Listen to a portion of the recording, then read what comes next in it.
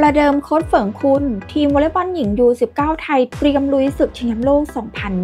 2025 สวัสดีค่ะทุกคนคลิปนี้เราก็จะมาติดตามดูความเคลื่อนไหวล่าสุดของทีมวอลเลย์บอลหญิงไทยรุ่นอายุไม่เกิน 19 ปีกันค่ะที่ตอนนี้นะคะก็กำลังเตรียมตัวลงสนามแข่งขันในศึกชิงแชมป์โลก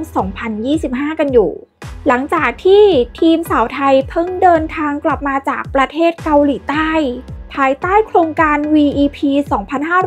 2568 ที่มีเป้าหมายในการแลกเปลี่ยนทักษะประสบการณ์และวัฒนธรรมลูกยางกับทีมระดับเยาวชนเกาหลีใต้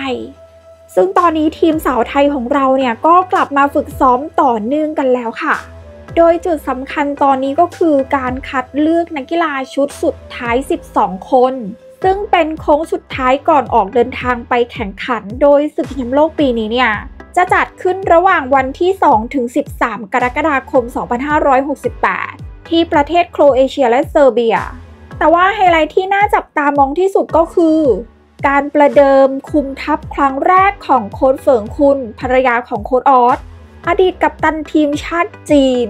และแชมป์โอลิมปิกซึ่งถูกดึงตัวมาร่วมโครงการพัฒนาวอลเลย์บอลหญิงไทยชุดเยาวชนในปีนี้หลายฝ่ายเชื่อว่าการเข้ามาของโค้ชเฟิงคุณจะช่วยยกระดับเกมรุกการตัดสินใจแล้วก็ระบบการเล่นของทีมให้เฉียบคมมากยิ่งขึ้นเพราะโค้ชเฟิงคุณเนี่ยผ่านประสบการณ์ระดับโลกมาแบบอย่างโชคโชน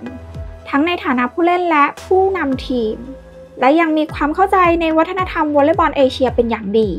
สำหรับโปรแกรมการแข่งขันเนี่ยทีมวอลเลย์บอลหญิงไทยเนี่ยจะเริ่มต้นประเดิมนัดแรกในวันที่ 3 กรกฎาคมโดยนัดเปิดสนามทีมไทยจะเจอกับทีมชาติเม็กซิโกเวลาตี 2:15 นาทีที่โครเอเชียค่ะในส่วนของการออกเดินทางนะคะทีมไทยจะออกเดินทางไปยุโรปในวันที่ 27 มิถุนายนนี้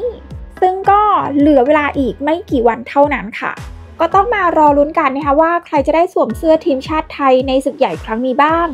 แล้วทุกคนคิดว่าใครน่าจะติดทีมชุดสุดท้ายบ้าง